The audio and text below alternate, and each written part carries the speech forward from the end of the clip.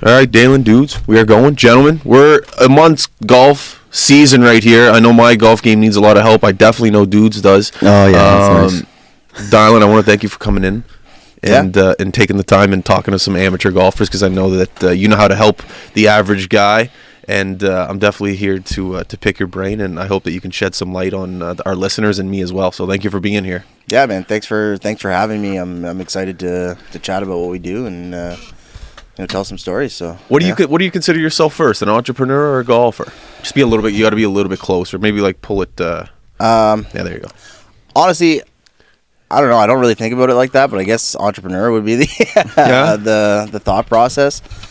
I don't know. I kind of look at what I've created as more of a community than a business. It's a little bit different for us.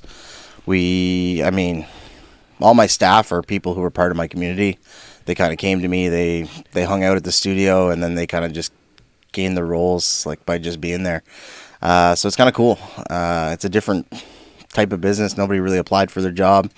It's just kind of been like, hey, I want to be a pro too. I'd like to coach. I want to help out. Let's do it.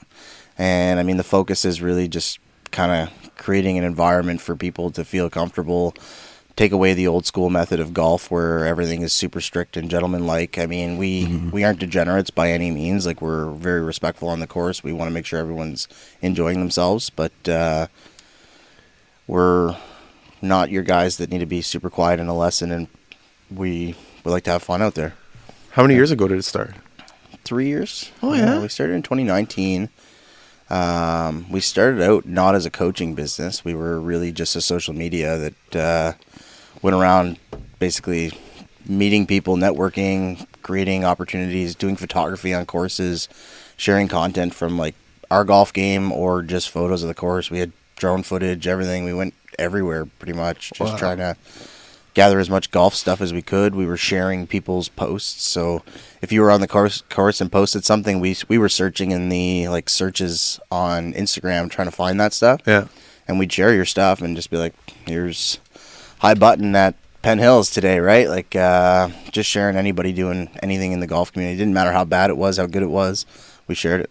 Wicked. So what's your golf background? Have you been playing since you were a kid? Like, Not at all. What's your background in the sport? I started 5 years ago. Yeah. So this would be my 6th season.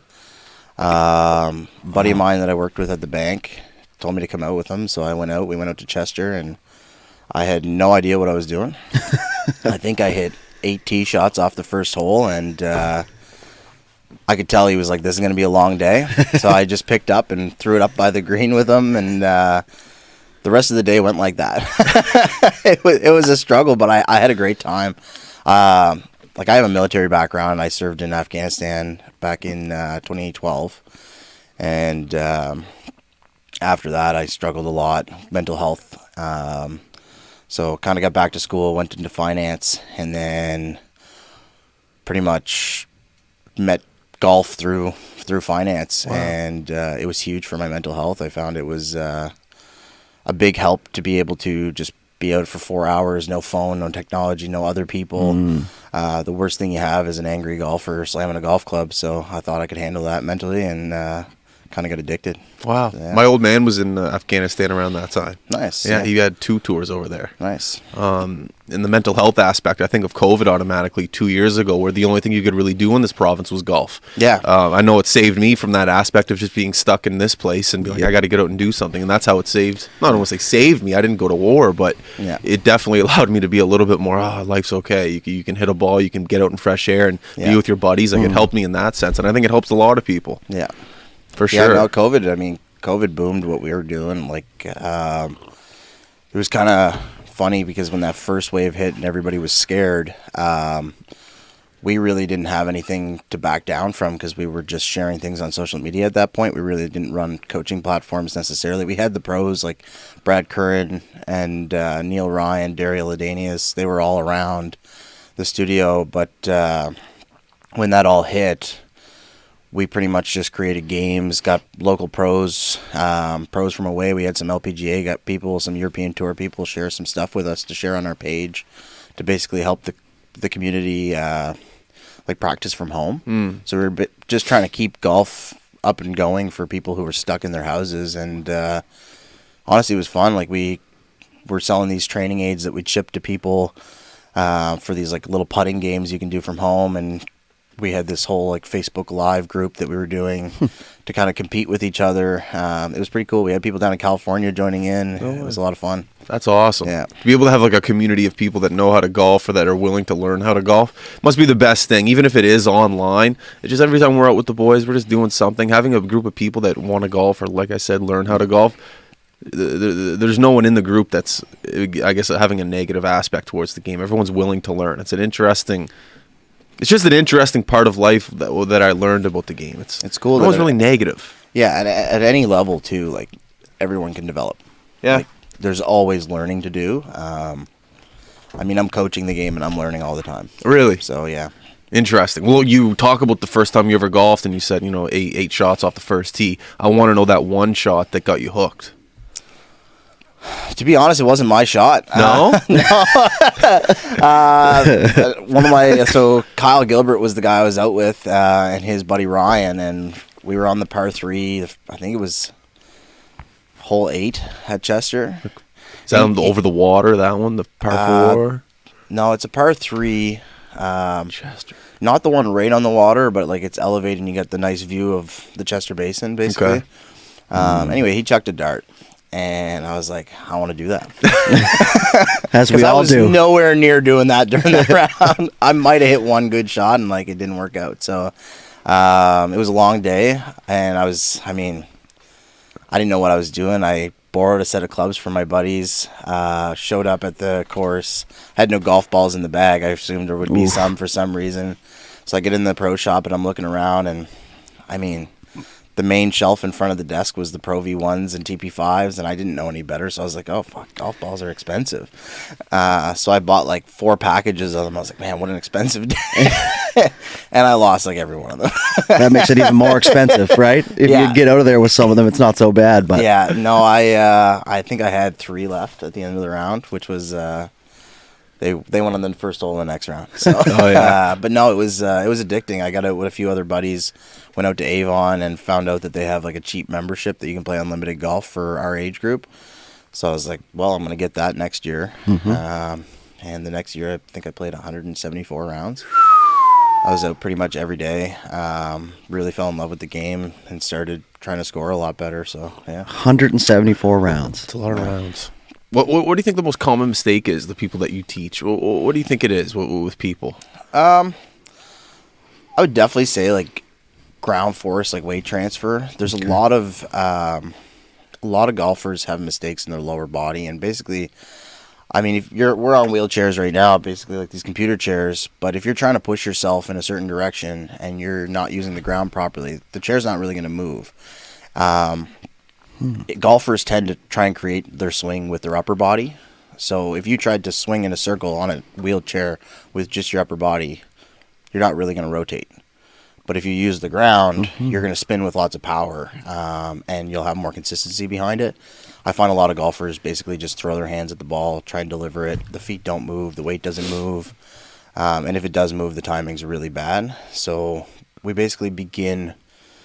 almost every session, doesn't matter if you're a scratch golfer or like beginner golfer, somebody needs groundwork. Yeah. I'm a professional golfer and I still work it. Like, that's the main drills I do. But yeah, the lower body work is key to basically coming through the swing with consistency. And lower body has a lot to do with core, I'm assuming. There would definitely be, the connection between pelvis and thorax. Yeah. Yeah. So if that connection's separated, like, your power is lost. So Dave Phillips, John Rahm's coach, he's the guys we do all of our education through down in California. Okay. Him and Greg Rose, they basically create this education platform for coaches to learn about the biomechanics of the golf swing. There's all kinds of stuff. They have like medical departments, fitness departments. It's pretty spectacular stuff. But they use 3D monitoring systems to basically identify efficiencies in the golf swing. And the pelvis-thorax connection is key. So, like, they use this drill, they call it the plug-in drill, where you put 2 balls, one at the bottom of your hand, one at the top, and when you connect them from your lower rib cage to your pelvis, you should keep it connected through the golf swing. and the majority of golfers will basically, while they're bent over, they'll just open up, and you'll see if you drew a line on them, they're dead straight through impact. I see what you're saying. So their swing plane will steepen, and I mean, God knows where the ball's going to go when you do that. Mostly a slice is what we'll see, but depending on the path coming through, if people can get their hands inside, you'll see a massive hook, some snap hooks. I really find the slow-mo app on an iPhone really helped me, oddly enough. I get my buddy to put up me and dudes do it when we go. We look at each other's swings whenever, like I'll show you me yesterday. And you know, it was a huge slice. It somehow made it onto the fair. You expose yourself? Yeah, I don't care. I put this out on. You already described my whole golf game, so. Well, like, you know, like just this yesterday, you know, I don't know how many drives I've had off the tee so far this year, but probably under 40. But like, just like being able to watch that and see how the ball goes left. I don't know. I'm a big like this whole podcast, these mics, everything. I've learned myself, and not to like put your profession down, but I always find watching myself. I'm a visual learner, and to be able to watch myself and do that, it's helped me tremendously. When it comes to what you do and helping other people, do you give other people a little bit of trust? You know, like say things like, you know your own body. You know what kind of... I don't think people know their own body. You don't think? I agree with that. No, so we... it's actually pretty funny, and people don't know how they learn either. Okay. Which is kind of interesting. That to me is one of the hardest parts of coaching, is learning how someone learns. Yeah. Because everybody does it differently, but... We start every golfer with an assessment. So you come in, we go through a screening. That screening is to develop your range of motion. We are to learn about your range of motion. So I want to know how much rotation you have with your shoulder, your wrists, your forearms, everything. By learning that, people are always like, oh, I can do this test. And then when you show them where they're actually at on camera, they're like, wow. Ooh. Body awareness is not there for the majority of people. It's kind of funny. Yeah, like I seen this meme not that long ago, and it's like your brain knows all of your body parts, but will never tell you which one's hurting. You got to go to a doctor to figure that out. Well, it's the same with the golf swing, right? Like you know what a golf swing's supposed to look like, but you have no idea whether or not you're doing it. And when you look at yourself on camera, you're always disappointed. Doesn't matter what level of golf you're at. That's what I was just gonna say. So I find, like, once we go through that range of motion, we go through every joint in the body, the stability joints, the mobility joints. And I mean, the majority of people have had injuries, so they don't realize how much that injury has affected a different part of their body. So, I mean, if you have an ankle injury, your knee has likely been trying to stabilize your joints working properly because your ankle's been injured for so long. So now your knee has taken some wear.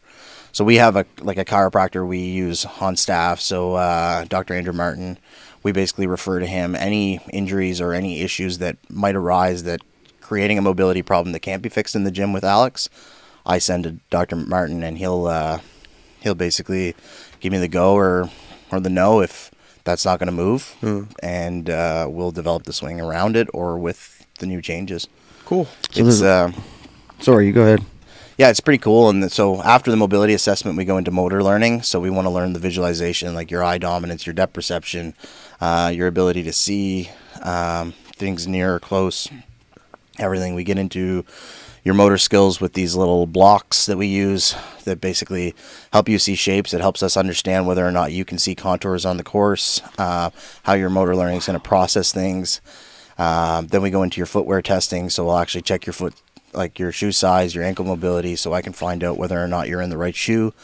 Because, like I said, right, ground force is huge, and it's crazy how much it can actually affect a golf swing if you're in the wrong footwear. People tend to buy based on what they like the look of versus what they need. Yeah, that's me. Me too. I mean, chiropractors have been saying it forever, right? Like you go and you go get your footwear tested for, running shoes. You get fitted for them, and those people... You never hear a person not brag about those shoes, but nobody goes and does it, right? So it's like, we should all be doing that stuff. Same with golf equipment. I mean, you guys all watch a lot of hockey. I mean, I've seen your feed. Imagine a hockey player wearing the wrong gear. Like he's wearing a 12-year-old's chest protector and everything. Like, I mean, he's not protected out there. That's true. Imagine Sidney Crosby wearing like a 12-year-old's clothing, right? Like you're not going to see that. So when you look at golf, people pick up these clubs off of Kijiji and they have no idea if they're suitable for them at all. They could be cut down an inch, they could be regular flex, and you're swinging at 100 miles an hour.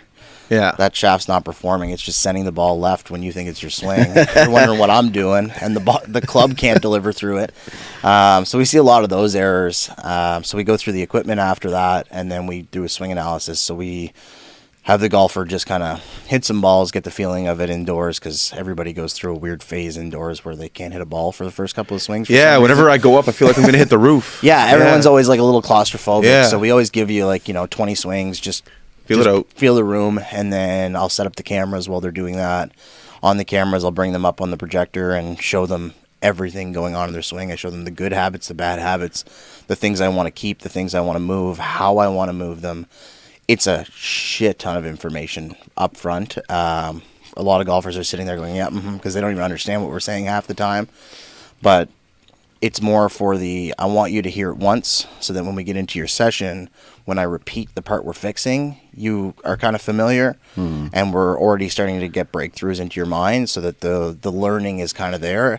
And then I'll kind of send them. So I was showing you the app. So we have this app that we send all our drills, everything we talk about. So after the first assessment, I send you like this little drill routine that has like 5 or 6 drills for them to take home and basically like learn about the major things they need, so they can kind of review it and have an idea of what we're going to start getting into. Okay. So they're not blindsided by like, I'm going to show up today and just kind of guess at what I'm trying to figure out. It's a little homework. Yeah, and I mean, we were doing hour sessions before. We're starting to move completely over to 2 hours, because there's just not enough time in an hour to run through like a proper training program. You hate being rushed too.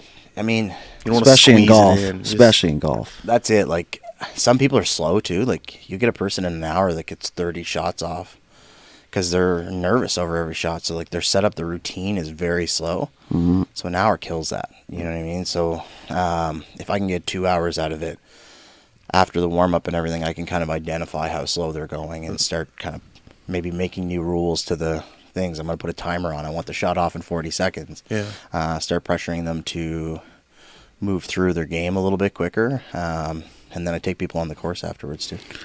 Cool. Do you find that you say sometimes people take, everyone has a different speed of when they shoot. Do you find like the more time you take is the more it affects you? You know what I mean? Do you know what I'm trying to say? Like, if the longer, I find like I have some buddies that sit over the ball and they think about it for so long. Oh, definitely. Whether they're set up right or their front foot is angled enough, or is this going to go left? Is this going to go right? Instead, for me, I just literally walk up, I put the club down, I get comfortable and I swing, right? Because the less thought I have, I find the better I am for that. But do you find people that stand over longer? That's a huge component. So part of like I was describing, so when we have a 2-hour session, you're going to come in, we're going to run you through some stretches, some golf stretches that are actually going to loosen up the golf parts of the body. From there, we move into a warm-up. That warm-up is designed around a bucket of balls. So if you go to a range, you get a bucket of balls, you know how to go through a proper warm-up that's going to loosen up your body and get you through the bag.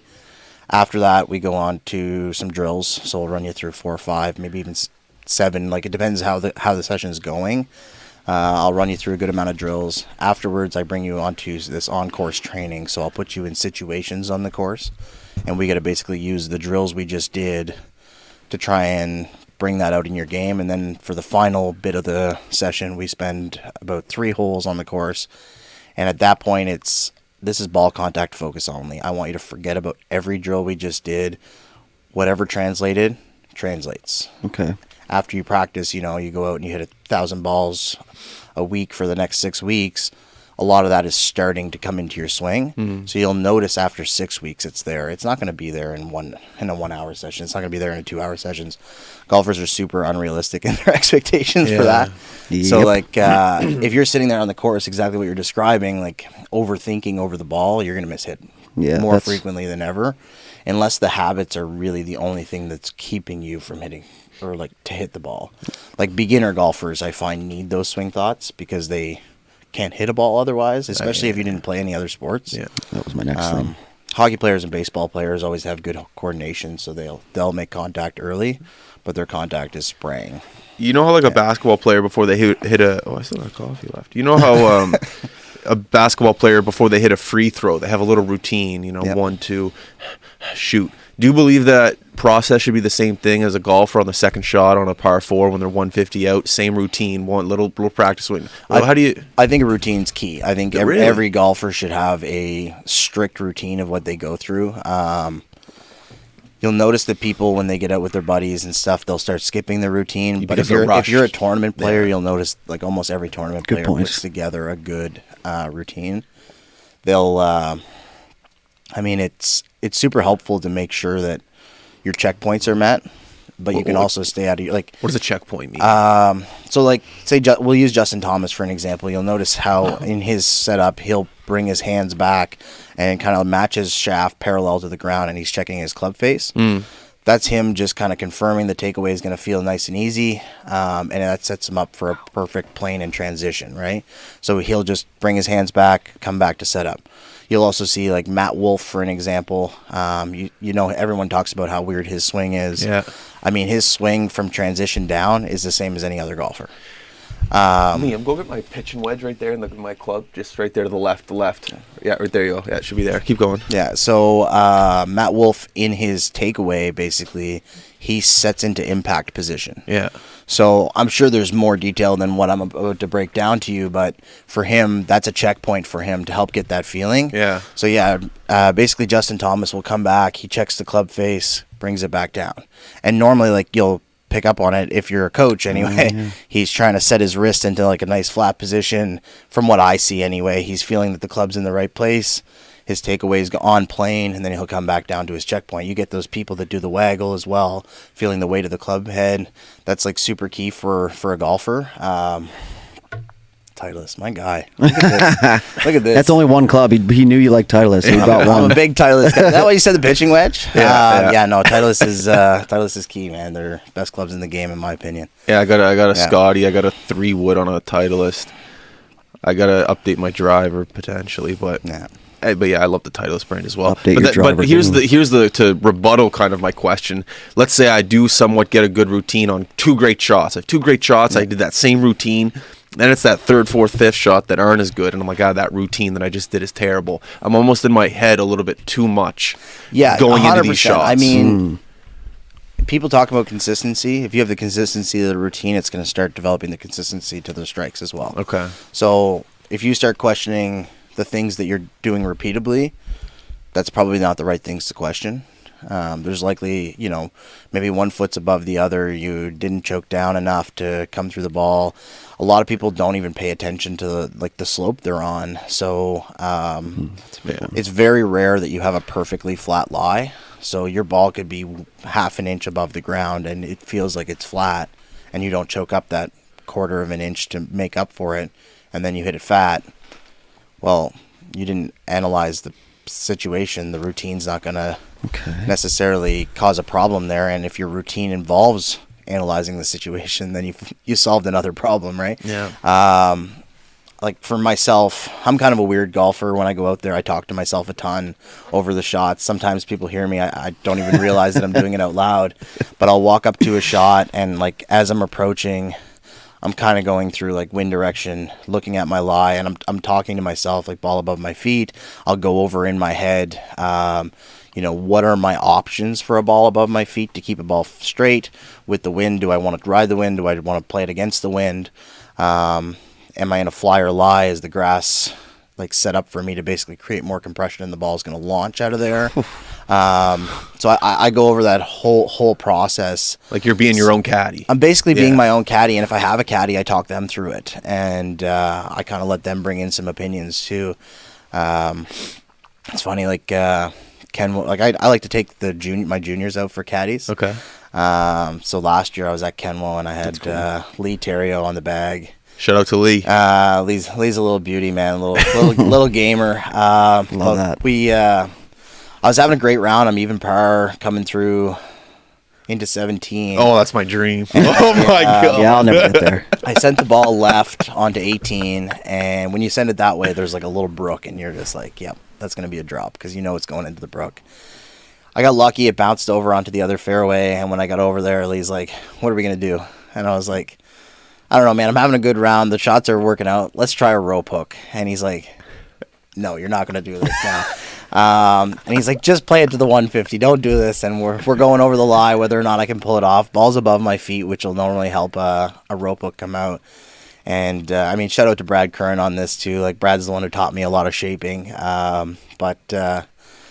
Man, I pulled that shot off, and it was beautiful. Roped it around the trees, came up. I had like 20 yards from the green, a little chip. And Lee looks at me, and he goes, what would you have done if it went in the brook? I was like, don't bring that up. Not now. We're not going into what ifs, especially in golf. Yeah, but we were laughing. It was a good, like, it was a great shot, and then I went and ruined the next tee shot and doubled 18. But yeah, but it doesn't matter because no one asks about that, right? No one asks about that. It's all about the rope. The rope hook was the highlight of that round for sure. It was a cool shot. For That's sure. awesome. Yeah, I needed a nice high flight because I was kind of stuck in the trees, so I needed to low rise, turn around the trees, and it worked out perfectly. Yeah, unbelievable. I have a question in regards to, because I am a very new golfer and I use Wiggy a lot. You brought up the videos and stuff. That's what I do. I'll take a video and I'll send it to him. It's like free lessons, right, from Wiggy. Absolutely. But when you say ball above Wiggy, any chance you can. Absolutely. Oh, we do. Absolutely. We do. Yeah. So he won't be listening. So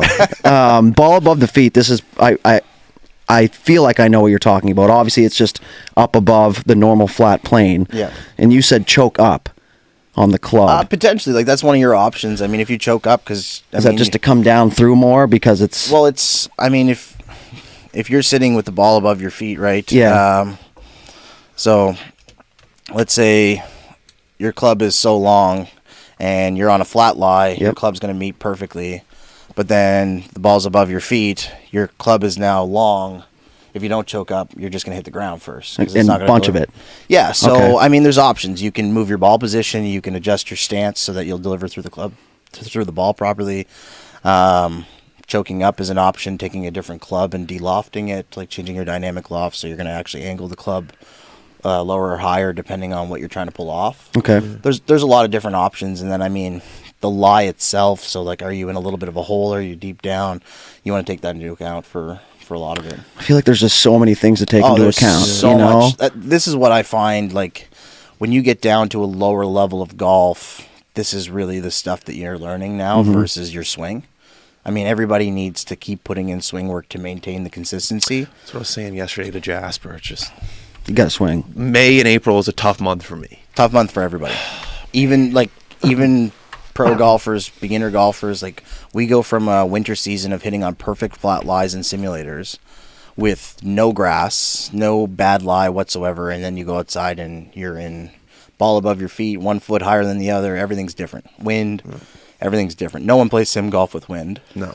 I feel like that's a common thing that you hear from people that frequent simulators is, so a lot of people feel like it translates into their game, but then you get the real avid golfers that are like, this is just way different than the course. This is really good for my mechanics and to find out what I'm doing right and wrong and staying consistent. But when you get out on the course, it's a completely different ball game. It absolutely can be. I find like, people who play a lot of sim golf anyway, I think it's like a 3-week to 10 round adjustment for people to start really finding their groove. Really? Again. Yeah. Wow. Sorry, you go. Oh, go right ahead. I had a question about you're 30 minutes early before tee time. Yeah. I've heard people go, you should be on the putting green. You should be on the driving range. You should be chipping from the fringe. What's your thought process of, okay, you're 30 minutes early for your tee time. What club should be out of the bag? What should you be working on? What should be helping you get into the rhythm to get on the first tee box? Well, I mean, Tiger kind of covered this in the Masters. Like, it's a warm-up. Like, that's not your practice. That's a warm-up. Okay. If you're going out for a round, you're not trying to you're wrapping yourself in swing thoughts if you're there working on something. And then you're going to get on the course wondering why the hell nothing's working out. If you're in swing thoughts on the course, you're going to forget stuff. Like, every golf drill, if you only work at golf drill, you're going to ruin your swing in a different area. So, like, there's lower body mechanic swings. Like, I like doing lead leg drill a ton. I find I early extend a lot, so I move my hips towards the ball in the golf swing, and then I slide towards the target. I'm trying to just rotate on my downswing, and when I do that, I don't put any weight on my back leg. So I'm basically doing all my, like, flamingo swings, basically. I'm just rotating on one leg, and then when I go into my actual swing, I'm there transitioning into my front leg way too early. So I have to limit the amount of drills I do on that, and then I also have to work something to counter the things I'm losing by doing that drill. So that's why like having a coach is great, because you might be doing something great for your swing, but now you're taking it in a full other direction. So it's really nice to have that. So like we have good understandings of what each drill is going to do to the rest of the swing. So like sometimes I'll warn you like, hey, we're actually going to hit the ball straight this week, but next week I'm going to demolish your swing. You're going to hate me next week. Feel free to tell me off when you go out the door, but you got to come back the week after. You're just like the coach for hockey guy. You go to the gym when you're a hockey guy, all you want to do is chest and arms, and then you just do legs. You're like, come on, coach. Yeah. 100%. But no, it's been cool because like, you know, for a beginner golfer, we're spending a lot more time on developing your swing. But for a good golfer, we're talking about those lies and stuff a lot more. We're hitting up the course and playing situational stuff, flighted shots under trees, threading needles, hitting club face control. It's not always like that. This is the misunderstanding I find golfers have with us, and they're like, "Oh, I'm a 70s golfer. Like I'm super nervous to take lessons because like I don't want you to break down my swing." And like sometimes we're not. Sometimes we don't even touch the swing. We're like, this is efficient. You're repeating it. Why touch it? Let's just tweak a little bit to repeat it more. I like that. And sometimes that's as simple as like, let's just put a drill that brings out your best qualities more. Yeah. Instead of let's change something, it's like these qualities are what's creating your consistency. Let's make sure they never leave your swing. And then let's hit the course a ton. Let's do, wedge work. Let's teach you how to spin the wedges a little bit more. Let's teach you how to never miss out of bunkers, how to trust your distance controls. Mostly like training. I mean, you go to hockey. You guys all played hockey? Yeah. Did you play hockey, Liam? Okay. Yeah, so if you're playing hockey growing up and you're going to, you get a coach for the team, how often is he fixing how you skate? It depends what level you're at you know what I mean? There's like private coaches for skating. He's doing it the whole time. Yeah. You know what I mean? I guess in the drills too. When you think about it, right? Like you do your circles at the beginning. Crossovers, yeah. You do your crossovers on the red line, blue lines, all these different things. That's the coach actually fixing how you skate and building you more awareness of how you're skating. When you go to camps, like elite camps, that's when you're really going to have someone point out the little flaws. Like, you're not bending your knees enough here to get the angles down to create nice wide turns. When you're braking, you're not stabilizing, all those things, right? So, I don't know. If I stand up, can you see my feet if I showed you guys something? Nah. No? Okay, so I'll use my hands. Okay. So basically, golfers, for some reason, just like hockey. Hold up maybe. Like right there? Very good there? Yeah. You're good there? So in hockey, if you were standing on a red line and somebody told you to race to the other side, right? You're going to ground your feet to be able to push off them. Mm-hmm. In golf, when people go into their backswings, for some reason they do this. Mm-hmm. And they're trying to send the ball that way. So where's the stability there? The visual is hilarious when you say it, It's so common. Like, it's funny. You pay attention. Like, go out golfing this season and watch how many people on their back foot, that the middle of their front back foot will come up. Almost every beginner golfer loses their stability on the outside because they're trying to create depth in their rotation. So they take the loss of stability in their swing, and then everything changes on the downswing. It's like they're going to have a reset where it adjusts. Then they're driving through the ball. They're topping it 50 times. And they're like, what am I doing wrong? And it's like, well, just stand on your feet properly. I have an issue with my front toe coming up, or my back heel, my front toe. So, I mean, that's not necessarily something that's going to change consistency, but it'll lose power in some senses. Depending on, there's huge arguments around that, whether or not it's good or bad. I don't necessarily think it's awful. But there's timing on the downswing of being able to drive that lead heel down. If it doesn't get down early enough, you're going to change the timing of your swing. And it can hurt the sequence. But like long drivers do it. They'll bring that foot up and then they'll pound the ball 400 yards, right? So I wouldn't necessarily say it's awful, but it comes down to how much you can rotate. If you don't have any hip mobility, I'm going to probably raise your foot. That's what I was just going to ask you. In a sense where, like, I know Wiggy specifically, and I'll use him just because I know, and he's been, beat up over the years, and I know he mentioned a couple things about how you guys were testing him, and his mobility probably isn't the greatest due to, like, injuries and flexibilities and stuff like that. So if you don't have that full flexibility in that swing, what's something that you can do to compensate for that, or do you just try to work that into their game now? I mean, there's a ton of remedies. Like there's ways around everything. A lot of people's bodies want to do something different than they want. Like you get a lot of golfers who come in and they want to hit a draw. They specifically the mind understands a draw a little bit better. Or they want to hit a fade and their body doesn't want to hit a fade. So like we have to make them understand that. Like a lot of people, for an example, if you're right eye dominant and you're a right-handed golfer, if you don't have cervical rotation, like if you can't turn your neck and touch your collarbone, you're going to take a hit there big time. So like as you rotate into the backswing, the head's going to want to go. Your eye now can't see the ball because your nose is blocking it, and golfers are wondering why they're topping and missing the ball. Well, Wow. You time the backswing, it's like 2.5 seconds. In that 2.5 seconds, your eyes are off the ball for 1 3/4 seconds.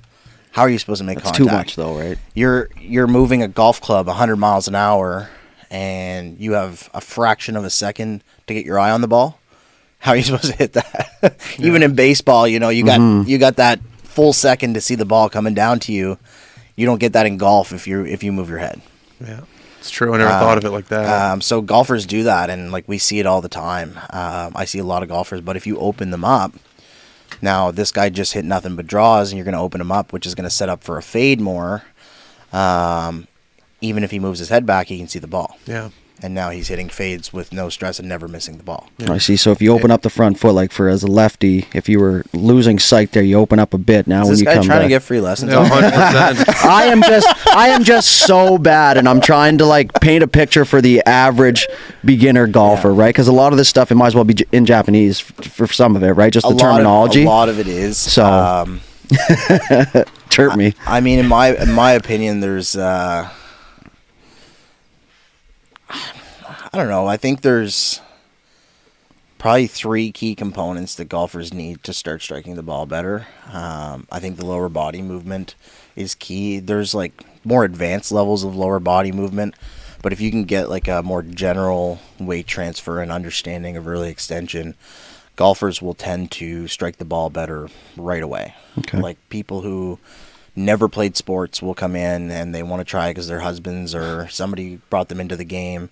And it's like, we'll move them through a couple of drills, get to the motion, and then all of a sudden they're hitting their 8-iron 100 yards, and they're like, what's going on here? Like, why couldn't I do this before? And they don't even feel a major difference because this feels natural. Like, it's the same as hockey. Grounding your weight on the inside of your foot, that's a natural movement. That's something the body normally does.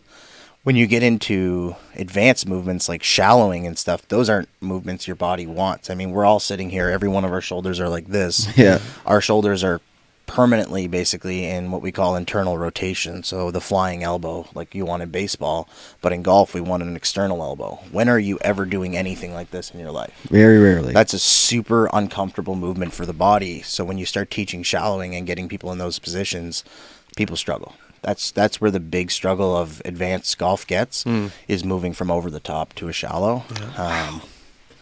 But I mean, you look back at my videos on my feed, I joined the PGA over the top. There's lots of golfers over the top that hit the ball very well. The majority of PGA Tour athletes, you'll rarely see it. Like, it's not very common there. But, I mean, these guys, they didn't always have the money, but, like, they went through college programs. They went through coaching their whole lives. There's some guys, like Bubba Watson, pulled it off without it. But, I mean, look at Bubba Watson's swing.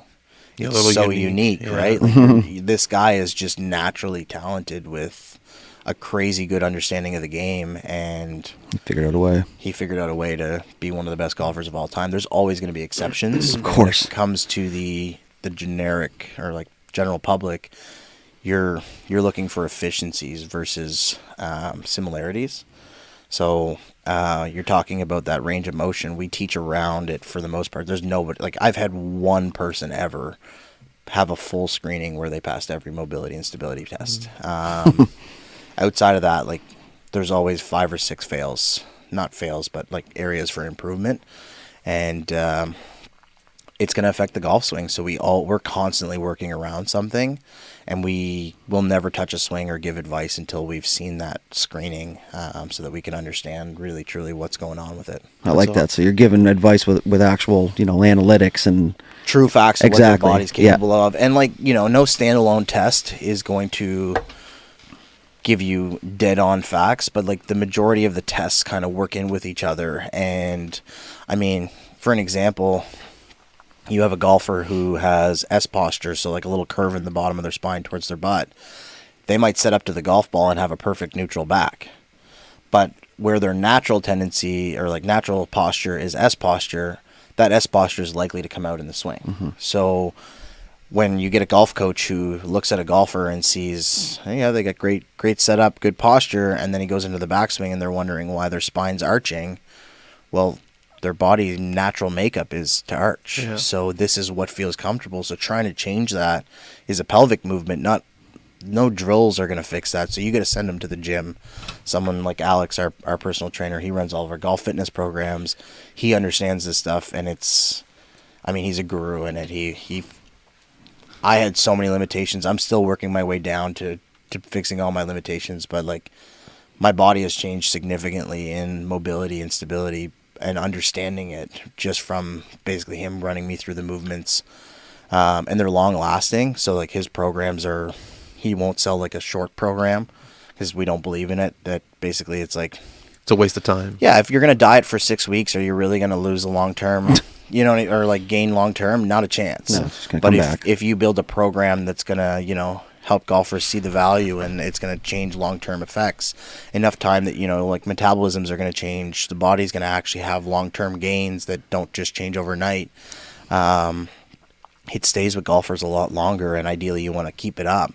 But we get a lot of golfers that'll fall off, other life gets in the way. We hope that doesn't happen, and we try and influence them to stick to the plan. Mm-hmm. But, we see huge gains, and speed gains big time. We're known for kind of being the speed guys around here. We like swinging hard.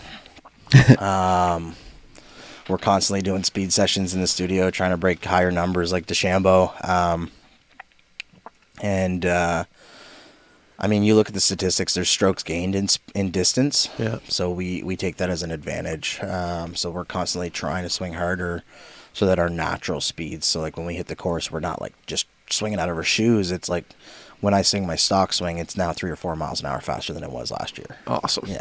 I wanted to talk about tournament play for a second, and the mindset that you have to have the difference between just playing with your buddies and tournament play. First question, how long does it take a tournament? Average when you're playing for fun, it's 4 hours. But tournament play, you're taking that extra minute to look at your putt. You're taking that extra minute to analyze things. How long does 18 holes during a tournament take? It depends. If it's divisional, it can take a long time. Yeah.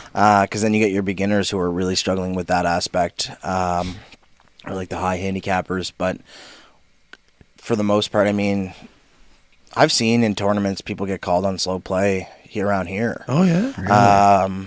But I'd say somewhere between 4.5 to 5 hours. Okay. is a good range, because you really want to give people the true time of each hole in that, and people give them.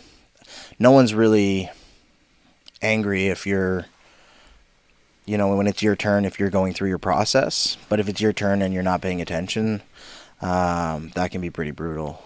Yeah, I was gonna say.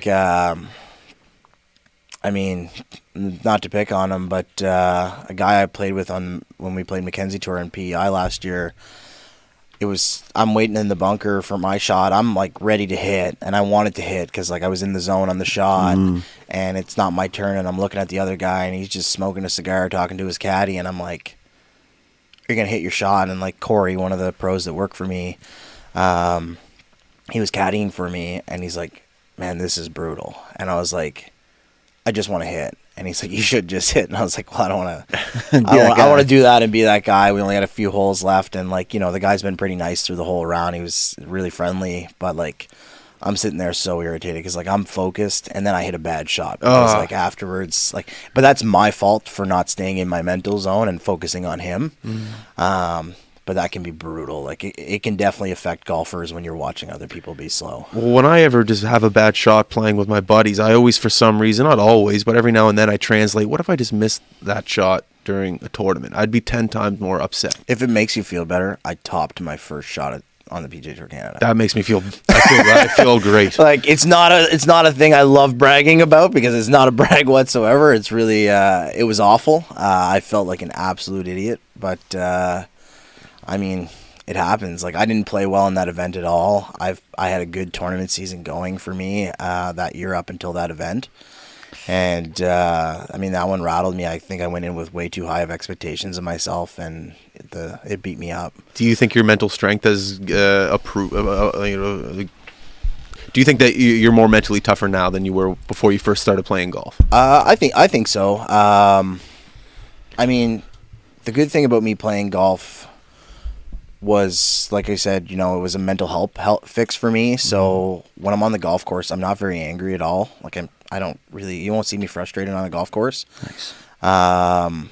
It's my happy place. So for me, I find if I'm starting to get angry at it, then I've lost the enjoyment that I built off of it. So like I try and laugh off some bad shots and like just kind of hope I can recover them. Try and believe in the next step. But I mean, I've had some moments where I'm like definitely getting beat up. Like the Mackenzie Tour, I was getting beat up out there. I couldn't stop hitting it into penalty areas. I didn't know what was going on. Mental. We have an affiliation with Tailored Mindset, so he's a sports psychologist locally. Well, mental performance consultant. His PhD is in sports psychology, and anyway, he's awesome. Like the stuff I learned from him is incredible. I get to watch him work with our juniors, work with other people, and it gives me good insight on my game too. He's a hell of a golfer, beats me every time we play a match, and he like when we go on the course, I learn a lot from basically what he's been teaching. It helps me stay in the zone. But when it comes to tournaments, like I don't know, I try and just go out there and really enjoy it. Last year I had Austin, one of our other coaches, caddy for me at Stanhope, and I was like injured going into the tournament. I couldn't even like bend down to grab my ball. We were debating withdrawing, and I was like, no, you know what, I'll tough it out. We'll see what comes out of the swing. I normally hit like a stock draw, and I was hitting these like massive slices the whole tournament. I was like 4 over on the first 4 holes, came back to like, I think I was 2 over on the day to finish. Trying to figure out how to play golf with a slice. Me too. I was like, I was like, I'm just gonna game it. I'm gonna figure this out. And then the next day I went out, had a really good round going, and Austin like commented on me like after 9 holes of the second day, and he's like, you know what, I have to tell you, like it's really cool to see you just like having fun. He's like, you're not out here like what I would expect, like in the nerves and whatever. But I was pushing a good round to go under par, and then the nerves hit. Jesus. I missed like a 12-foot putt, and I was like, "What am I doing?" But like I left it like 6 feet short, so I was like, "Oh no!" You got halfway there, it's though. falling apart. Yeah, halfway there. The next one missed too. So it was when the nerves hit, man. Like you're a different person. Yeah. Especially in golf when it's just you, like it's your performance. Take a piss right quick, dude. Man. You know what I mean? Yeah. You got to piss? Oh, okay, yeah. That had me squirreled too. That was one thing actually. It's one thing I always admire, and it's funny because, like I said, I'm new, but I get frustrated in myself just because I'm very intercompetitive. But I always had an admiration for the guys that are much better than me, which is mostly everybody. But they're able to stay calm, and like I always go back to Wiggy, and he, I'll hit a shot that's terrible, and I kind of get frustrated, and then he might hit one that's not what he thought, and then he's just like, like he doesn't really care. And it's the guys that are able to do it with enjoyment, like you said. Well, a big factor of that, and like this is what I believe is good advice for you as a beginner, is if you pay more attention to their decisions than their shots, you'll learn more. Okay. Like Wiggy is not hitting a driver when there's not enough room for a driver to land. Yeah. But you'll pull that driver every time because it's a par 4. Sometimes par 3s I pull it out. Seriously. I mean? But it's not statistically helping you. So when he misses, his ball's in play. True. Like it's a good miss. We get a lot, but it's because he planned for that. He planned for the club he chose. If he misses, unless he has a royally bad miss, he's likely in play. So his club selection plays around good decisions. Most lower golfers do that, and then you get the beginner golfers who are just sending the big club because they want the distance. Mm-hmm. And in their opinion, it's funny because like wedges are sometimes the hardest clubs to hit. And in most beginner golfers' terms, it's like, let me send a driver and try and hit a wedge. But they're better with their 7-iron because that's the only club they practice with. That's funny you say that because that's my best club. It's funny that you said but that. But you'll never hit a ball to your 7-iron distance. No. It doesn't make sense. But like if you think about it, like, I mean, I'll use you for an example. What's your 7-iron go? Probably 155? Maybe, yeah. Yeah, so if you're hitting a 155 club, but you're playing men's whites, majority of your holes are 300 to 340. So if you're hitting a 300-yard hole, you can hit your 7-iron twice. That's true. But you're going to rip driver and put it OB. That's what I was just going to say. That's because the 7 goes shorter, but it goes, so I find for me personally, goes straighter. Now, I'm a big slicer with my drive, but like you said, you want to bring out the big daddy boomstick. You want the distance, but what's the point of hitting it 230 yards this way and then another 100 yards left when you can just go gain the yardage straight? Driver is one of the funniest, like, unrealistic expectations for people.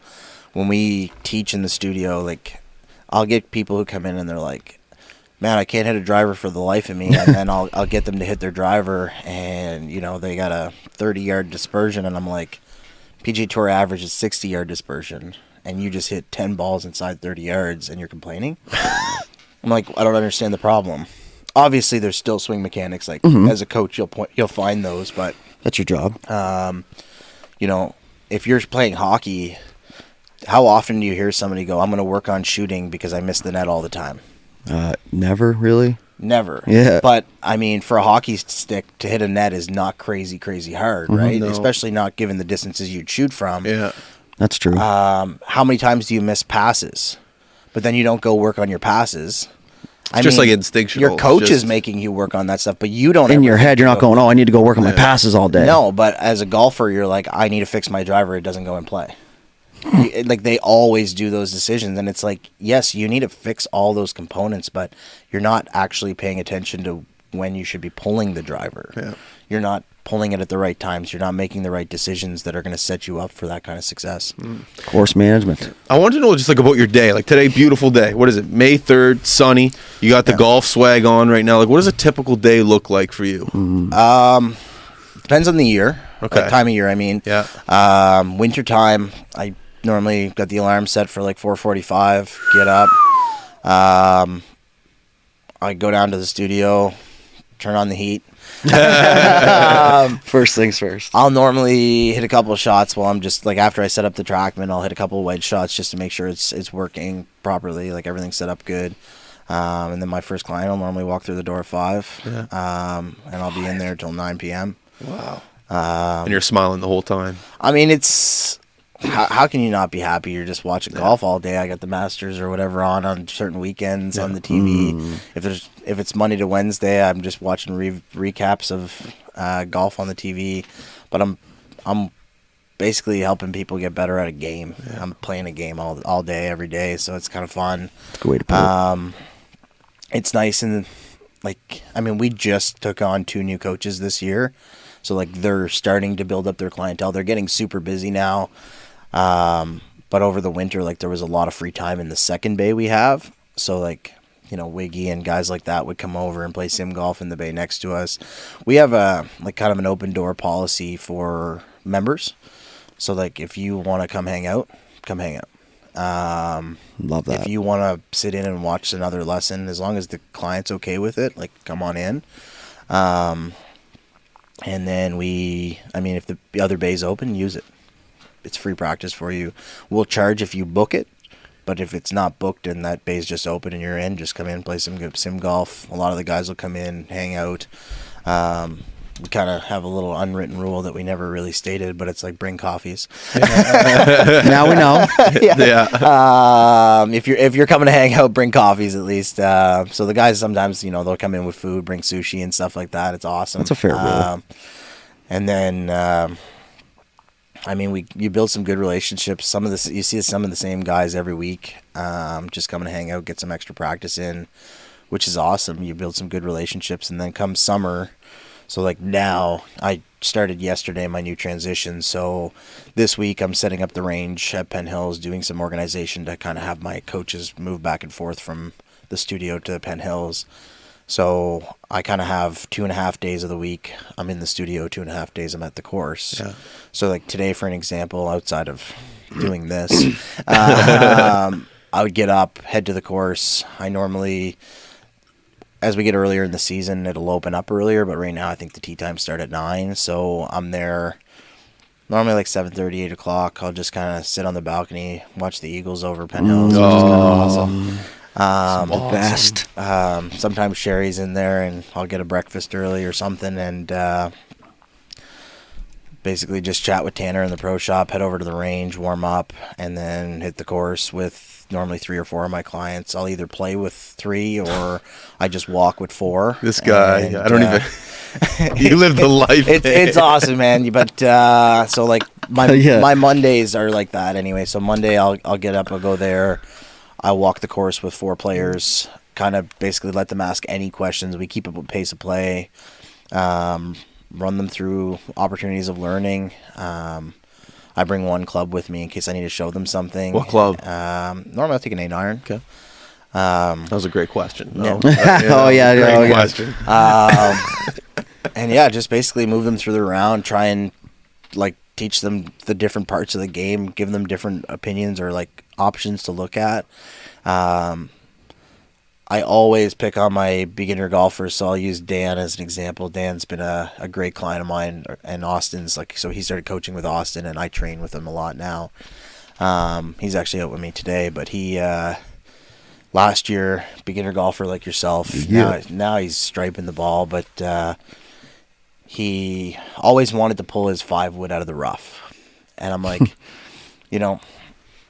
one, it's a club that even tour players top. So why are you pulling it out of the rough?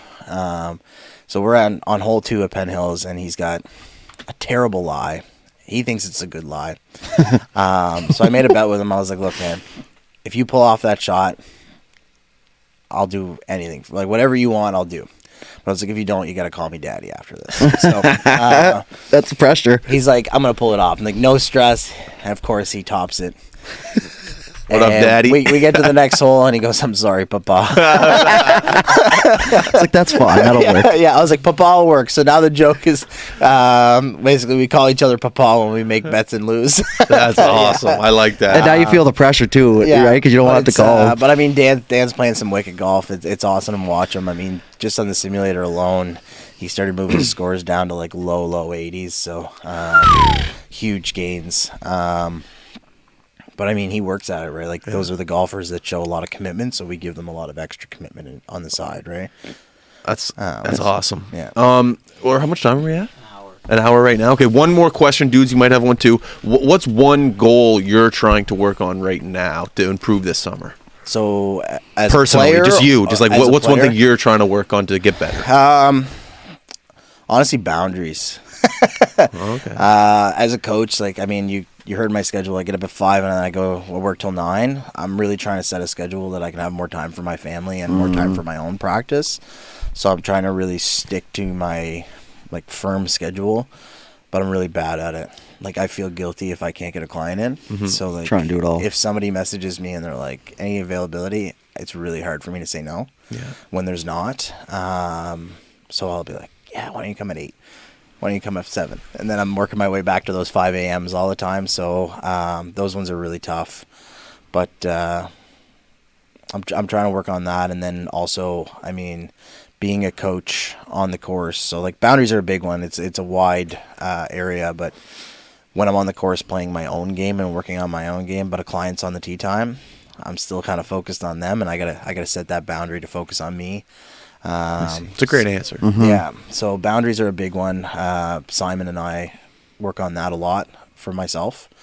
Like, I'm not a client of his, but where we are affiliated, I ask him a ton of questions, and he always offers some advice. But he's, I mean, he's the guru at it. Basically, he teaches me everything I need to do to try and help me keep in that good mindset, and it's cool. I'm really bad for, I gotta right back to a client on my phone right away. I don't want to miss it. I want to make sure that they feel valued. And he's like, just put your phone in the car for 4 hours, man. You'll be okay. And it's hard for me to do that right now. So I'm really trying to set that boundary. So that's a big one for me. Yeah. Awesome. Dudes, you got one to end? No, man. I asked him all my allotted questions. His next ones are in the studio. Yeah. I got a whole list of stuff. Well, you guys are going to the same place, Penn Hills. Yeah, there you go. It's my hometown. Penn Hills is the greatest golf course around, man. I love It's it. a lot of fun. The Eagles, like when you said the coffee and the They're so Eagles, sweet. and Yeah. what was the lady's name to get the Sherry. coffee? She gave me a free coffee the other day. Shout out to Sherry. Thank you very much, Sherry Sherry. is incredible. The whole staff there, honestly. Yeah, man, great. They really took us in. Like, we feel like family there, and I mean, it's like, you know what Wiggy's like too, right? Yeah. Like, it doesn't matter whether it's maintenance, restaurant, pro shop. They're all First class. like, it's one of the best memberships you can get, in my opinion. And then the grass range, win-win. That's why I got a membership this year, because they're the best, man. It is a family feel, and I don't think there's a person that goes there that doesn't have that feeling. I really don't. Like, everybody, you get the vibe. You can talk to anyone, and Yep. it's great. Yeah.